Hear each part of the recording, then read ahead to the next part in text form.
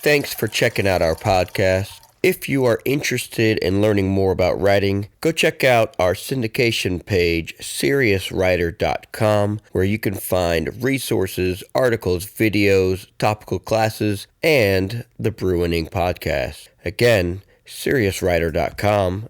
We thank you for listening.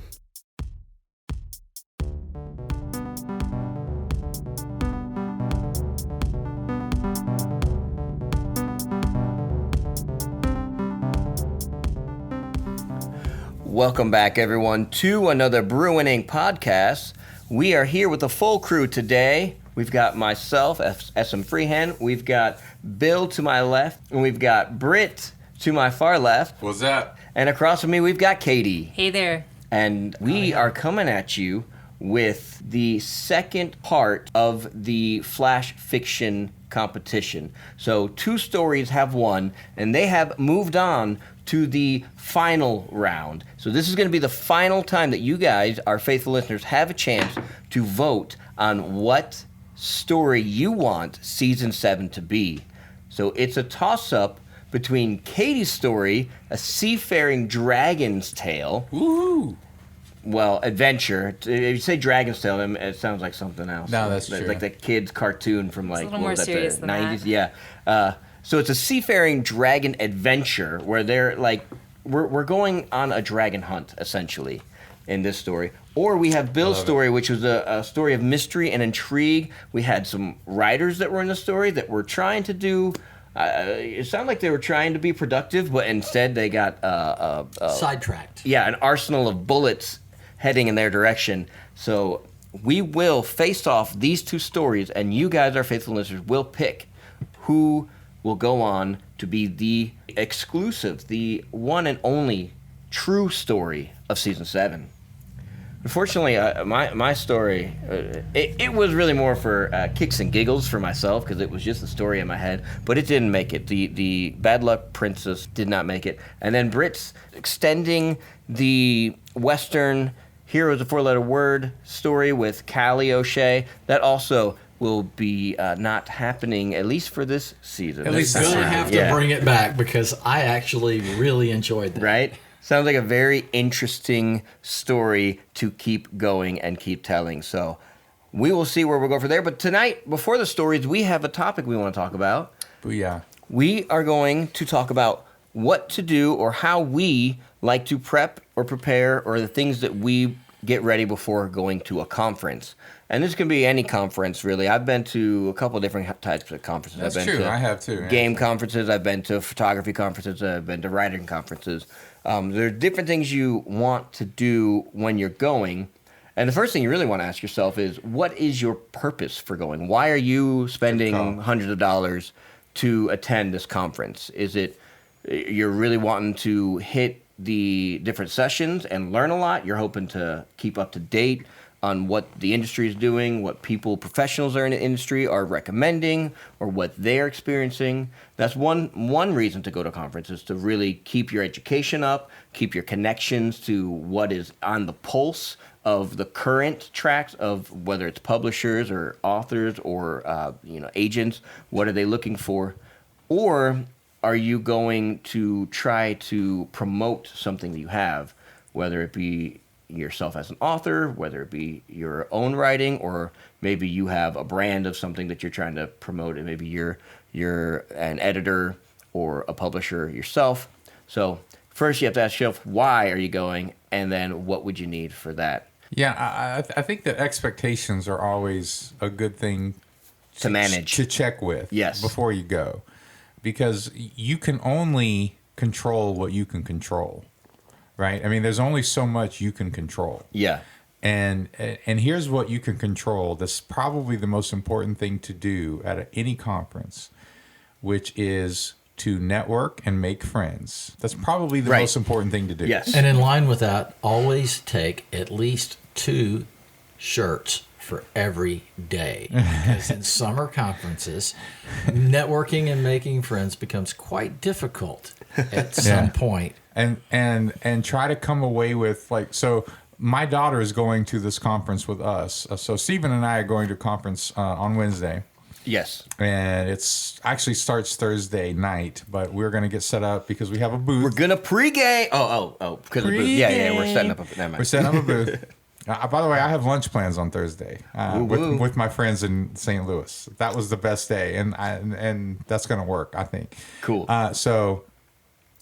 Anyway, all that to say is, so my daughter is going with us because they have a teen track at Realm Makers. Now, we have talked about Realm Makers several times on this podcast, but it's science fiction, fantasy focused, and so they have a teen track, and so my daughter is going. So I'm trying to help her manage her expectations. Yeah. Because I'm like, look, first, just make friends. Just soak it in.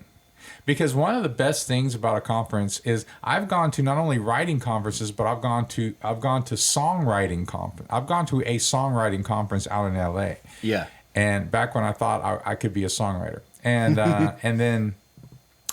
when I did that, that was the first conference that I'd gone to, and it was mind-blowing how it felt. Like, it was like, wait, these are all people like me. Right. Like, Doing the same. Like, these are focus. all, and they're all different in their own way, but we're all creatives, songwriters, musicians, singers, whatever. We're all in that sort of vein. And man, it was one of the coolest experiences. And so I just tell her, soak it in, enjoy it, make friends, and take notes. Yeah. And then when you and don't think about what you're going to do until you get back, because then you're going to look over your notes, and then we can talk about picking one or two things to really focus on. Because it's like drinking from a fire hose when you go to one of these conferences, because you can never do everything they say. Yeah. Like, no human being can do everything they say, because you've got 15 different people telling you all that they did. It's like no human being can do all that all these people did. Yeah. And so it's just to manage those expectations, I think, is huge, because it's really now we can talk about more that you prepare, because you do want to have stuff ready if somebody says, "Hey, what you got?" Mm-hmm. You want to have some answers prepared for wherever you are at that stage. Yeah. So you do want to have some stuff prepared, but really, those are the things that you can control: your expectations, reaching out to people, making friends, and learning, and moving it forward, just whatever step that is. You're going to have a much better experience if you can maintain your positive attitude and enjoy your time there than if you're stressing out about getting everything right. Or getting published. The first conference I went to was ruined for two different reasons. Number one, I didn't make friends. I made one friend. And it was, and I didn't manage my expectations. I went with this expectation of, like, I've got this great story, someone needs to publish it. Mm-hmm. And then, of course, nothing happened with that. Like, nothing, like, I had all these conversations, and I realized how behind I was with some of that. Yeah. And so all of that to say is, like I really didn't have that much fun. And so the next conference I went to, I had very low expectations. And all of a sudden people are asking for the manuscript, and they're, like, really interested. And I'm like, wait a minute, I wasn't expecting this, Right. And that was a whole lot more fun. But I made a conscious decision, like, I'm just going to enjoy it. I'm going to learn what I can learn. I'm not going to have this expectation, like, because you just can't control if you get, like, I was telling Stephen before, everybody got here about, I went to a conference and they asked for a manuscript, and they literally had one of the not a beta reader, but they had a reader read the full manuscript. And she said things like, I couldn't put it down. It was a YA manuscript, and she was in high school, and she was like, I was skipping, like, I was not paying attention in class because I couldn't put this book down. Right. And I'm like, well, you would think you would want to publish. That's great feedback. Right? Yeah. You think you want to publish that book, right? But they still said no. Like, there's just some things you can't control, but there's some things you can. Mm-hmm. And just pay attention to what those things are and do those things. I haven't been to a writers' conference yet. I've been planning to. And I do have kind of a list of things to take. And I'm glad you talked about that, Britt, because my expectations are fairly low. One of the reasons I didn't plan on going to this one is because I kind of have low expectations of what I'm going to be able to present, because I've been drinking from another fire hose recently, and I need time down, not more compression. Okay. And so one of the reasons we decided not to go to the conference was because I felt like I wouldn't be able to give it my all. But part of you may have convinced me to go anyway, because that may be the best time to go when I need to just lay back and listen. Because one of the things that I've learned going to things that you would normally set expectations for yourself for is that the one thing that you have to carry with you is a huge load of humility. Because you need to be able to stand back and you need to listen and you need to pay attention to what other people are doing and saying. You need to kind of find your own ground, and then that door will open when the time is right for you to communicate or speak or make friends or do whatever, but carry that humility with you. The other thing I was thinking is a whole pocket full of USB thumb drives, because you're going to have to hand your manuscript out, and you cannot carry that many manuscripts around with you, or you don't want to be the guy. I don't want to be the guy that looks like he's carrying 30 copies of my manuscript in my backpack around, because frankly, I'm going to be in bad shape by the end of the day. Well, I'm only going to be carrying the first 10, 20 pages. Right. Double space. Because if they want the full manuscript, they'll say, email me the full manuscript. But you want to have a sample of your writing, because what happens is they say, okay, do you have a sample of it? And you say, well, here's the first 10 pages. Yep. And then they see your style and your voice. Because when the first 2 pages, they can tell if you can write. Right. Like, I'm just telling you, these people read so much. Within 2 pages, they can tell if you can write. And like, I had one publisher, she read the first couple of pages of the pack. This is a couple of years ago now, 3 or 4. And she says, I want the full manuscript because I want to see if you can be this good the whole time. Yeah. Like, this is so good. Like, I want to see if it's this good the whole time. And I'm thinking, well, maybe it's not. I don't know. Like, but you do want to, like, if you have stuff, you do want to have whatever the conference is asking for. Yeah. Like, every conference is going to be a little bit different, so you need to read up and see what are they saying you need, or if you have meetings with different agents or editors, you need to read up on them and what they're going to be looking for. Like, you need to do a little bit of research. But if you don't have anything, look, I'm telling you, I got my agent not by sitting and meeting with an agent. I didn't email him. I didn't go and, I sat with agents. Mm-hmm. And Jim Hart, from Heartline Literary, like, he looked at my writing with the pack, and he looked at it, and he's like, send it to me. And he emailed me back, and he went, he's an agent. And he was like, I just don't like werewolves. He's like, if you have anything else, send it to me. I think you're a great writer. Seem like you're really cool. Yeah. You know what I mean? Like, but so the agent I did get was I met at lunch. And I didn't even have, like, a meeting with them. Like, someone else said, hey, man, you know who'd be really interested in what you're... Like, I was just talking with people. Mm-hmm. Like I said, you never know. Because here's the thing. People don't work with you because you're good. People work with you because they like you. Right. Because they can find anybody who's good. Like, I'm just telling you. Or they can make you good. You got to find or that they person can tell you how to be good. You gel with. Like, they want to know who they can work with. Yeah. Because especially an agent or a publisher, they want to be a part of your career. They don't want just a book. They want to be part of your career. And so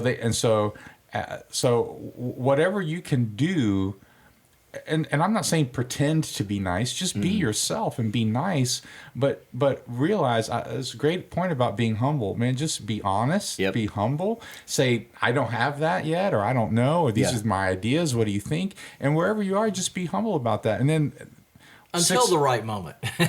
Right? There's a moment to promote yourself. There is a moment to brag about yourself. Oh, sure. In the right way. Right. And you got to know how to have the one liner. You got to know how to have the one sheet that really hammers it home. And like, for the one sheets that I had for this conference, I actually went on Fiverr and paid somebody to do, like, mock-up covers. Like, I'm like, it's going to cost me $25-$30. But why not? And if it helps to give that editor a clear picture of what marketing and what the style is going to look like, then I think it's going to help me. Like, so I'm ready with that stuff, but again, I can't control if they like it, right? I can't control who's going to just all of a sudden freak out about Now, it. can you go to a conference or a writing conference if you don't have anything? Yes. If you haven't written anything, and obviously the answer to that is yes.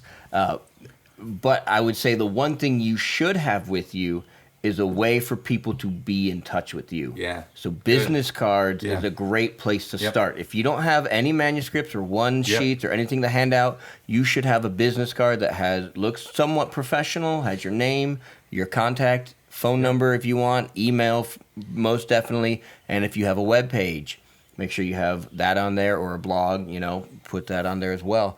But for sure, have at least business cards. Yeah, absolutely. So what I'm going to say isn't going against what you're saying. Yeah. You should have business cards. But here's what I found in the last few years. Yeah. Just get their number. Like if you're having a great conversation with somebody, just go, Get hey, theirs. can I have your number? And just get it. Yeah. Yeah. Because I'm telling you, man, that's relationship. Like, here's what I can do with a business card. I can lose it. Right. Like, and I have lost business Yeah. cards. You Or can- look at it and go, what did we talk about They, again? they can lose it too. They can get done they with can the lose it, too. conference and have a pocket an inch deep of them. They don't know. And who's who. usually I'm pretty good about keeping them. I really am. But I'm just saying, like, it's something that I Put it in your phone if you get a chance. It's something that didn't happen until I forgot my business cards one conference. Like with coffee Yeah. business, and I was at a Catalyst or something, and I forgot my business cards one day. And I'm having these great conversations, and I just said, "Hey, man, I forgot my business cards. Can I just get your number?" Oh, absolutely. Yeah, Like, get their number, but also make sure that you have your contact information in your phone set up as an author's contact information, so that when they ask, "Can you send me yours?" you can give them the right information that says your name Your with that author. title. I'm an author, sci-fi, whatever. If you want to tell you any details you want to put, but have that ready to go in your phone. And here's another thing: when you're talking about making friends, ask them about their ideas. Yeah. People, if you want to see somebody excited, ask them about what they're doing and their ideas, and then encourage them. They will remember you. They will think you're the best person in the world, right? Yeah. Because everybody's excited about their ideas. Everybody thinks their ideas are the best ideas ever. Yep. I'm just telling you, it's just human nature. And so, especially at these conferences, you got all these creative people. They are there and they want to talk about what they're writing, and they'll ask you. They'll return the favor. They'll be, well, what are you writing? What do you do? And then it's such a positive experience for people, and it's such an easy way to have a positive experience with people. And I just think that you can ruin it by having unrealistic expectations. I just think you can ruin it because you get all clenched up, man. Well, and you're pushing yourself when you shouldn't be. Yeah. And I mean, it goes for conferences and it goes for every part of any business, which is that relationship thing is more important. And if you build on that, then when the door opens for you to work with them, you've got an opportunity. But they're not going to work with somebody they don't want to work with. Yeah. Then that's just reality. And in a sense, I've been working on the same thing. And in just the last week or so, I stopped and realized that I don't have endorsements, actual endorsements on my writing from people that are in the business. Now, I know a couple of people, and I should have their endorsements, but I never asked for them. But I've known these people a long time, built a relationship, and now I can go to them and say, you know what, I need an endorsement on this. Can you write me an endorsement so when I market this book, I've got that right there on the page. Absolutely. And that's so it's the same thing. It's Yeah. the same thing. I'm not asking these guys to publish my book. I'm just asking for them to read it and say, I like it, I don't like it. If they don't like it, I'm not putting it in as an endorsement. Right. But I might learn something from that. Yeah, and ultimately the end goal of your conference experience is to come away maybe a little overwhelmed, but with positive memories, and then re-energized to take yourself to the next level. So having also realistic expectations of where you are at and what would be the next step for you, that's very important for when you're coming out that conference. You're like, okay, so my next step would be, maybe I need to establish more presence online, or maybe you met an agent there, and so your next step would be, now I need to give them whatever they just asked for. Yep. Because every publisher, every agent's gonna want different things. They don't all want the same cookie cutter 10 pages or whatnot. They may ask you for, give me an outline of every chapter. And that's what you need to work on. And then making sure that you follow up on any of those relationships that you made it's like you think the conference is over, but really now the work has just begun. Because it's easy to meet people and have fun there while you're there, but if you don't talk with them again afterwards, you're just going back to square one. Well, especially if they've asked for something. I mean, like if you're talking with somebody and they say, email me. Yeah. Email them. Yeah. I'm just saying, like it's... I mean, but that's like basic human decency. I mean, that's not even like good business. I mean, like that's just basic. Like if you have agreed to email somebody, like keep up with that relationship. I mean, you just never know when relationships are gonna lead to something. Flourish. Yeah.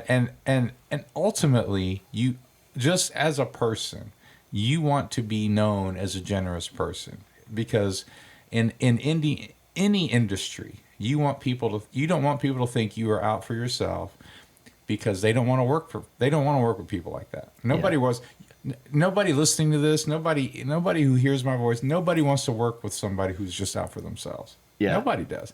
And so be generous. And I'm saying this as someone who made the mistake. I'm just telling you. I mean, I made the mistake of being like, well, I can't share my ideas and I can't do this. And like you have these sort of weird expectations at some point. Yeah. And it wasn't until I was like, you know what?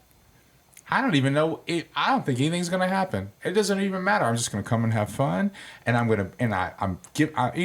sit down with an agent or an editor, and I'm giving them stuff. I'm giving them coffee. I'm giving them stuff. I'm like, hey, I just wanted to let you know I was at your, you're just giving stuff away, and then all of a sudden it's like, hey man, why don't you send me your manuscript? And I'm like, oh, I mean, like, you're not manipulating them. I'm just being generous. Yeah. And authentic. Be authentic. And you're just being real. This is who I am. And people want to be around those kind of people. Yeah. We all do. And they're people too. And yeah, they may be gatekeepers, and you can talk about the business, and there's problems with that, like anything, but I'm just telling you, they're people too. Yeah. And they love good stories. Very few editors become editors because they hate writing. I mean, they love good writing. They love good stories, right? And so, again, there's enough opportunities out there for everyone. It's just a matter of being in the right place at the right time with the right preparation. Yeah. Yep. The only conference that I've ever been to is Dragon Con in high school. Honestly, not an experience I'm planning on doing again. Were you there in any of the writers? No. They actually, that was my first conference, and only writers conferences I've ever been to was Dragon. They have writer stuff at Dragon. They have sci-fi and fantasy writer stuff, and that's out of my genre. You guys are all sci-fi or fantasy guys. I'm not, and so it's out of my genre. I still really enjoyed it. And I was going to suggest that it's worth going to conferences that are out of your genre just to get that feel for what Britt was talking about, just to be the guy on the wall listening, because I learned a lot from that. Like sci-fi writers are underpaid and overworked.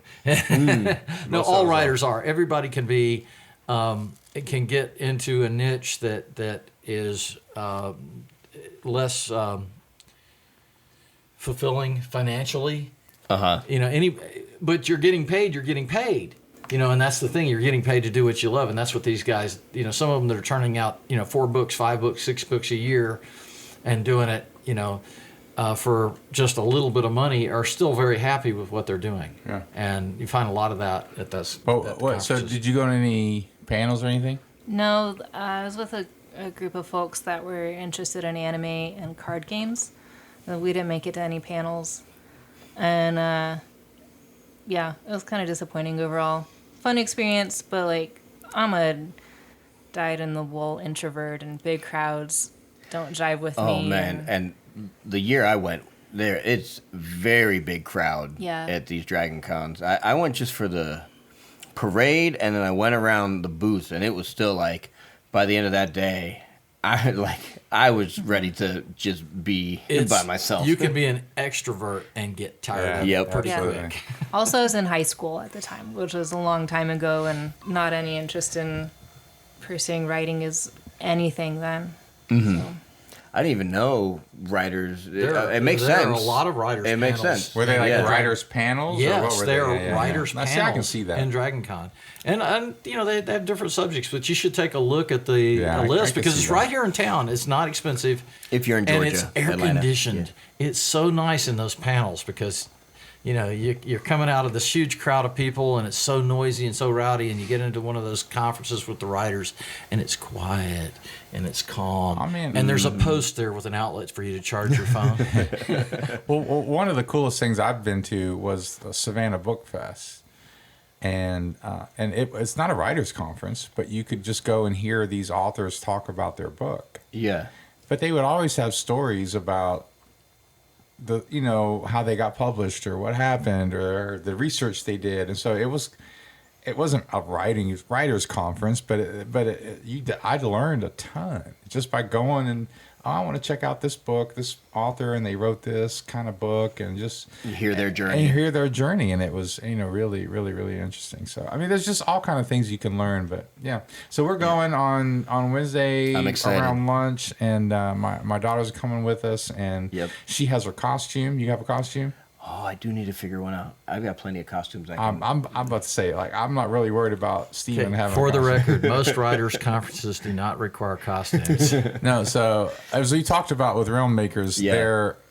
their awards ceremony banquet, which Mm-hmm. in most conferences would be like suit and tie kind of thing. Yeah. But they do a cosplay or whatever, like Yeah. where you're supposed to. So Elisha is very excited about her costume. Excellent. And so I'm kind of sad that they don't do the Nerf war anymore. I know.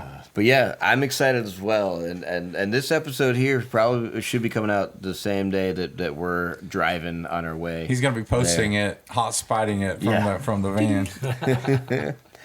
If you have any other suggestions, questions, ideas of what should you have or what should you prepare or what do you guys prepare before you go to a conference, feel free to drop us those questions or those ideas at Facebook or Twitter, and we'd be happy to interact with you guys there. And if you haven't already, check out our webpage, which is www.brewandink.com, and you can go there to do all your voting. So it's a very important webpage to go to if you want to have input on this next part of the story. And speaking of which, without further ado, it is time for us to jump into these stories. Who would like to go first? Anyone? I'll go first. Okay, we'll start with You okay? Bill's story, and All right. we will go from there. Jack watched Brian reach slowly for the bundles of newsprint that blocked the exit. You sure they're done? Asked Jack. The freckled, cute girl with the gun that wasn't Amy nodded, a bead of sweat on her upper lip. Nervous sweat. She tapped her ear. Bird dog, this is Quail. Bird dog, Quail calling. Yeah, you're not going to get a signal through this, said Brian. It's paper. Radio waves go through trees. Same stuff, said the girl that wasn't Amy. I guess we should call you Quail, said Jack, bitter disappointment gushing. Don't take it personal and don't call me Quail. I have a real name. Well, what is it then, said Jack. Can't tell you. You tell me you got to kill me, right, said Jack, laughing at the absurdity. The girl with no name turned back to Brian.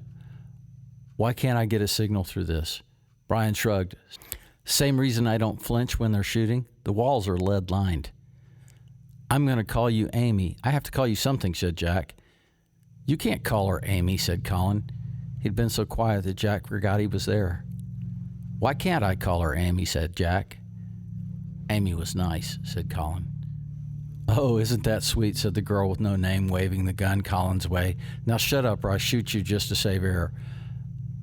Jack couldn't help but chuckle. What's so funny, said not Amy. We can't call you Amy because you're not nice enough and you threatened to kill Colin, which kind of proves his point, said Jack. Move that stuff, she said to Brian. Are you sure? You don't seem so sure, said Brian. She wasn't sure at all. The uncertainty was as clear on her face as the headlines that surrounded us. Girl not sure. Read all about it. Oh, I get it, said Jack, the thought just forming. You can't tell them to cease fire. You think they'll shoot you, or maybe they'll shoot Brian. You want him for something, don't you? Amy hesitated. The light went out and back on. She hadn't moved a muscle, her face frozen in thought. Don't move it, she said. The light flicked out. After a while, her voice, the little one that Jack had fallen so hard for, came through in the dark. We'll wait until they get into the room. They'll figure out where we are and say something. They waited, the stifling air a comfortable blanket in the chilly, impersonal space. You okay? Said Jack, after what could have been a minute or an hour. The phone light flicked on. Colin shook his head. The light went off. They waited and waited. What time is it? Asked Not Amy. Colin's phone lit, then went dark. You can speak now, said Not Amy. Almost 9, said Colin. Can you please tell me what to call you, said Jack, trying not to think things through and running into that particular roadblock.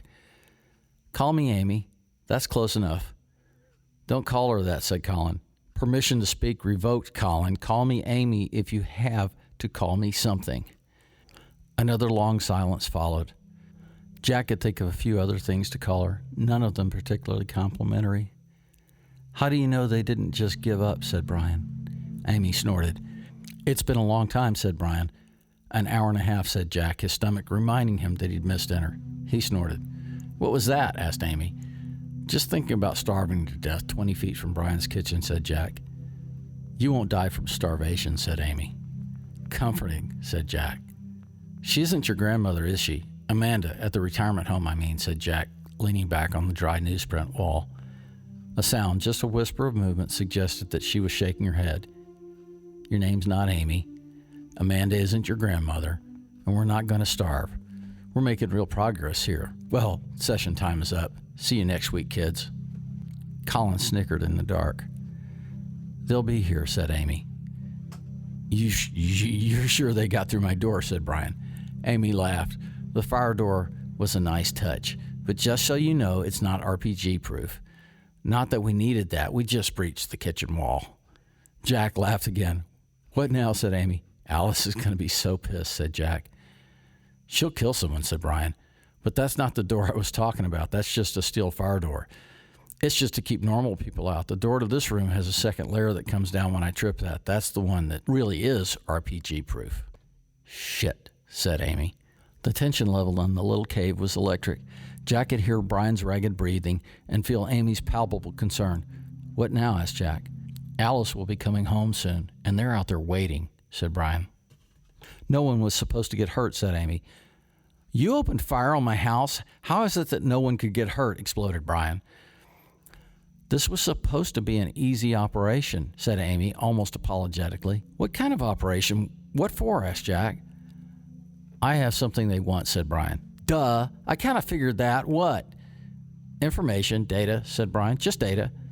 Then why the guns, all the shooting? Why not just hack in, grab it, and go? Colin's phone light came on in time for Jack to catch a confident grin flash across Brian's face. You didn't have it on your computer. Nope. If I had it, they would have hacked it, and then something would have happened. Some big accident that burned down my house, or a car wreck that killed us all. Am I right? No one was supposed to get hurt, Miss Amy. She nodded, vacant shame written in her whole being. Why not just break in and steal it? Why all this shooting? Asked Jack. We tried that. He gassed us, said Amy, the old anger flashing in her eyes. That's why Tim, Bird Dog, wanted to come in hard. That worked? Really? I thought the cat set it off, said Brian, sitting up, suddenly animated. Is your cat dead? Because we buried one of our best this morning because of that gas. The fury in her eyes was like dragon's breath, the barrel of the gun shaking, her finger flexing on the trigger. No, the cat isn't dead, just sleeping. That wasn't gas. It was just plant food, glycerin, and water. It's supposed to make people sleepy, not kill them, said Brian, sounding genuinely concerned. Did you really bury someone? Amy glared. She did. You know, dirt on the shoes, under the nails. You didn't go hiking, did you? Amy's head shook, her eyes flashing in the low light, wet with tears. That's rich.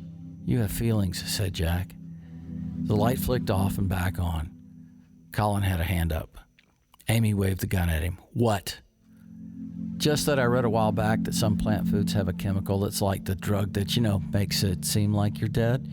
It slows the heart rate and makes the pulse almost impossible to detect. Amy squinted, her gun wavering, the tears flowing fully now. You are so full of shit. No, it's for real. Haven't you heard of Romeo and Juliet? Said Colin. A story, said Amy. Yeah, but kind of based on real stuff, said Colin. I hope it's a shallow grave, said Jack. Brian sniffled, his eyes glazing over. Amy sniffed. Did someone pass gas? Jack's eyes felt heavy. The last thing he saw before the lights flickered out was Amy's pistol dragging toward the floor. Daylight shot through his head like a bullet. Jack turned his head, but the pain followed. He squeezed his eyes closed, but the bright spots were still there, printed painfully on his brain. A brain that was starting to work despite his valiant attempts to shut it down and drift back into the fog. They had all been in the research cave. Amy had a gun. She had been crying. They'd buried someone. Someone she cared about. Someone she cared about. Jack forced his eyes open, his eyes focused on a chair leg about an inch from his nose. The hard tile of Brian's kitchen floor pressing into the side of his face. The sun shining down from the trees above. What? Did you do this to my kitchen? Said a familiar but unusually crisp voice. Alice's face came slowly into focus. Jack's eyes drifted to the gun in her hand. A breaded 9mm. Amy's gun, or one just like it. Past the gun, he could see Brian lounging in the corner, asleep. In the other corner, Amy rested, a trail of drool dripping from her chin. Her friends did it, he said, his eyes taking in the magnificent outdoors through the missing kitchen wall.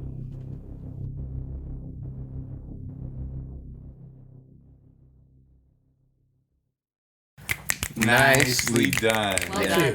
Very good. Some great reactions within that Yeah, story read. We were chuckling over here while he was reading, and Making it hard to keep a straight face. So they've ticked off Alice. Alice is not happy. Her kitchen wall is missing. Maybe a problem. And what else? We have a man buried, hopefully, in a shallow grave. Yeah, who's possibly not dead. Hopefully not. Yeah.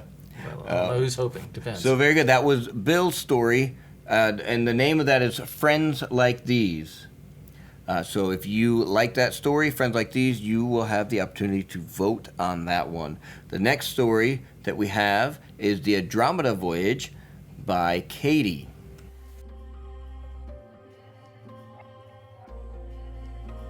The Andromeda Voyage. Andromeda herself. The official orders went out that afternoon. Lieutenant Anthem Cray and a contingent of Marines headed by Captain Miriam Levitt were ordered to gather their effects and report to the HMS Andromeda in 4 days' time. 4 days to assemble gear, focuses, and tools of magic that could mean life or death under the inhospitable view of the sea and Great Britain's enemies. 4 days to review wills, see about the affairs of one's estate, and spend time with wives and girls. Of the former, Cray had none. Of the latter, Cray kissed only Bonnie Harrison of the kitchen staff goodbye. He returned to Portsmouth 3 days later, another letter in hand. This time, an invitation to dinner aboard Andromeda. In the golden evening hour, the Andromeda hung like a star to the pier. She bore herself like a swan at rest. Wing-like sails closed, the white painted line across her sides. Her figurehead was freshly painted, a bare-breasted woman with her hands at her side, the chains at her wrist broken in two. A fifth-rate frigate, she was neither the biggest nor the hardiest ship in port, but she was fast, and Andromeda and her crew had a reputation for ferocity. She had taken 3 French ships of the line under Captain Ellis, the last capturing a blood-addled manser whose control of the seas had been a thorn in the government's side for months. Her boldness in action and maneuverability helped win countless engagements, with the fleet and on her own. Boarding the ship, Cray's gaze slid over Andromeda's complement of guns, 26 18-pounders and a handful of 9-pounders on the forecastle and quarterdeck. By tomorrow, she would hold her crew, 210 sailors and 40 Marines. A ship of her age and with her legacy had a certain magic imbued in her wood. After so many portside cantings and the prayers of her men, vessels like the Andromeda almost began to wake from the magic they were blessed with. It was nothing like sentience, but a ship began to carry her own spark and luck and will. The Andromeda, with her broad oak beams and white linen sails and bold-faced figurehead, was rumored to have taken on a particular sort of sea magic. The thought of the canting tomorrow, on this ship, with this crew, sent a thrill through Cray. After a last admiring look, he came to the captain's quarters, removed his hat, and entered. Before him, Captain Gerard Ellis sat at the head of the table. To his right, Captain Levitt. His left, a dark-eyed man with a swarthy complexion. "Lieutenant Cray, a pleasure for you to join us," Ellis boomed. "Please, be seated." "Thank you, Captain." Cray took the chair beside Miriam, giving her a nod as he sat. Last, an owl-eyed woman slipped in with Ellis's nod and took the chair to Cray's left. "I believe that's the last of us," Ellis said. "Shall we make introduction before we dine tonight?" Without waiting, he continued. "I'm Gerard Ellis, the Andromeda's captain for the last 10 years, and Sylph's before then. This is First Lieutenant Andrew Chandra," Ellis said, gesturing to the dark-eyed man on his left. "A registered shapeshifter from Bengal and my trusted confidant. You'll find him witty and capable when he isn't sullen." Ellis continued down the line, listing names and ranks of the warrant officers and midshipmen, as well as any magic and mancies they possessed, until he came around to Miriam. "Captain Miriam Levitt, of the Royal Marines," he said, and Miriam tipped her head to him. She struck a stern figure, her brown hair tied back in a bun, and her gaze fierce, hawk-like as she peered around the table. "Indeed, sir. I'll be overseeing the actions of my Marines on this mission, as well as any action we may see on land. I was brought onto this from my very nice position in Casablanca due to my knowledge on our quarry, dragons, and as such I will be advising Captain Ellis on how we proceed once we locate the source our French and Spanish adversaries are using. To my left is Lieutenant Anthem Cray, a seasoned Marine, as well as a terramancer. An unusual talent to find at sea, but I think one we will all appreciate when the time comes." Cray nodded, taking in the glances from the others, before his attention was drawn to the woman on his right. "And this," Miriam continued, "is Tabitha Hinkle, of the Bureau of Uncontained Supernatural Transients of the Emergency Response Services." Cray found his eyebrow lifting at that, as did more than a few of the other officers. "A buster," he said. "I thought they showed up after an event." "A common misconception," Tabitha chirped, her head swiveling as she brought her bright gaze to bear on him. "We are warders and protectors too, not just cleanup. It is a noble profession and one that government is finding more and more of a necessity in dealing with Americas, especially to the south. There are things in those jungles and islands that warrant a more subtle approach with the supernatural than most are wont to give." Miriam nodded. "I thought it best to include the Bureau on this job, considering where we'll be headed. Captain Ellis?" Ellis returned the nod. "We'll be making way toward New Andalusia and the islands off its coast. We've been receiving reports that the Spanish have had their hands full taming that country and its local denizens of late. Perhaps due to the dragons, though there are rumors of other troubles there. Cannibals, dark magic, creatures of myth, the usual. May the unicorn bless us with good fortune that we may achieve our mission without encountering such, but if he sees fit to guide us into those waters, well, that's why we have our Marines and Miss Hinkle along." The next morning, the Andromeda had spun her magic, and the winds were in her favor with the tide. Cray stood at attention with the complement of Marines as the crew worked, and Captain Ellis began the canting. His low baritone voice lifted from his place at the helm as he started the weaving, and soon the first mate followed, along with the rest of the officers. When the quartermaster piped a note on his whistle, the entire crew sang, and the Andromeda sighed with the magic warping around her. The hairs on Cray's neck stood on end as the tang of magic grew, nearly choking out his own voice, but he persisted, singing the canting by memory. "O blessed unicorn, who alone spreads out the heavens and rules the raging of the sea, who has compassed the waters in its boundaries until day and night come to an end, be pleased to receive into thy protection this number and the ship in which we serve." Cray's gaze shot toward Miriam's, whose own eyes were focused on the horizon. The loose strands of her hair sparked with magic. "Preserve us from the dangers of the sea, air, and fae, and from the violence of the enemy, that we may be a safeguard unto our blessed nation, and a security for such as pass on the seas upon their lawful occasions, that the inhabitants of our land may in peace and quietness serve thee, and that we may return in safety and victory to enjoy the blessings of the land, with the fruits of our labor, and with a thankful remembrance of thy mercies, to praise and honor thy name, courage, virtue, and wisdom. Amen." Above and behind him, the Andromeda unfurled her wings, and the ship leapt joyously into the wind, like a spark from Hephaestus's forge, like a hound after her quarry.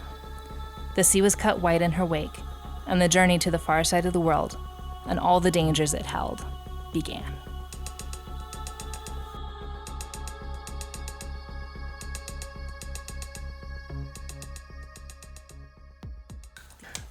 Yeah. Very cool. Very cool. Very cool. I like that. Yeah, I really like the world that you're establishing. Like, Yep. you brought in, like, oh, the Busters. And you're like, oh, what's that? Like, I want to know what they do. And like, oh, we're not just clean up. We do everything. Yeah, we start the trouble first. Yeah, exactly. Then we clean it up. That's the feeling I got anyway. It happens. That's the reputation. Yeah. Yeah. A lot of world building, not as action-packed as Bill's is yet, but we're getting there. We could get there. Yeah, There are dragons. I- there's magic. That's a challenge for me. I like it. That I would like be- I that like would the be fun. description of the ship. It's going to be a hard choice. Both of them I are know. good. It's going to be know. a hard choice. I Which know. is why we give it to the listeners. That's Exactly. why Like, it's- I don't want to make that listeners, choice. vote Oh, first. I'd love to write a more thriller sort Yeah. of, you know. A tongue-in-cheek thriller. And I think that's going to be the exciting part, is figuring out how we can take one of these stories and really project it into a full narrative. Yep. Guess it's up to those faithful listeners. That's to right. Vote. Yeah. And I think you said you had another story that was coming out soon. I'm actually releasing a book. Finally. Woohoo! And I don't even know what day of the week it's going to be, but it's August 5th. And actually, I believe it's a Thursday. Thursday, August 5th, I will be releasing Armed to the Dentures. Armed to the Dentures that's by exciting. Bill Hawkins.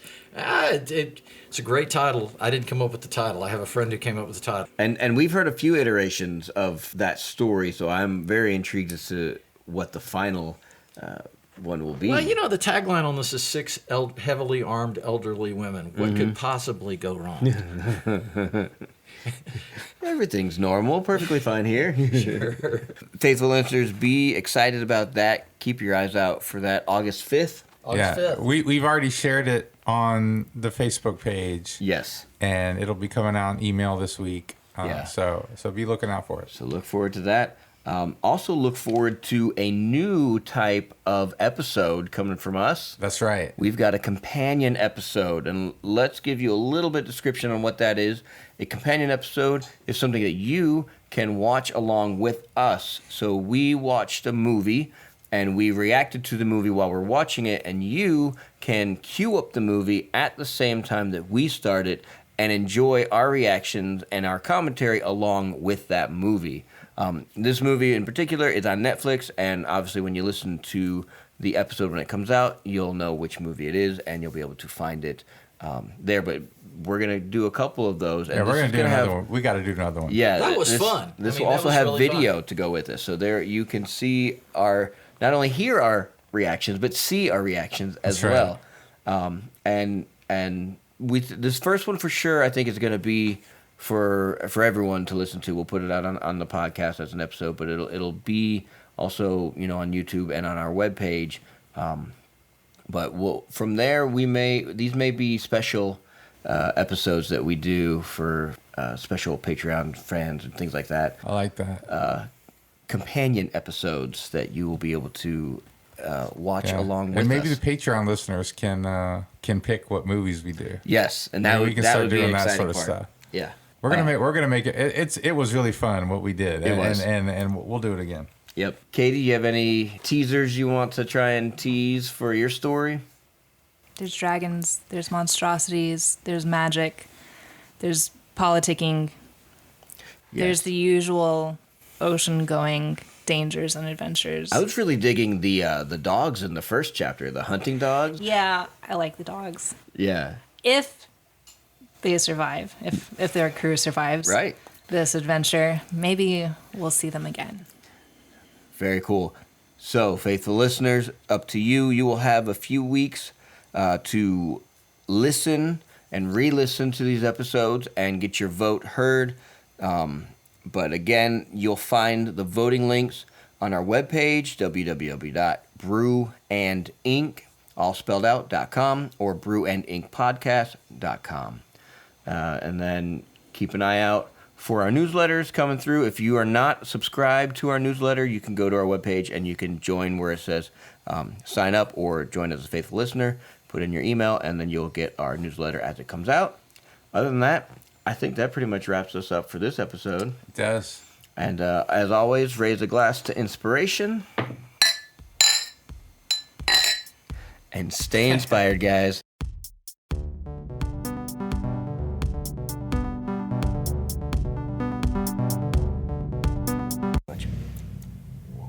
Oh, it's the truck again. Excuse me.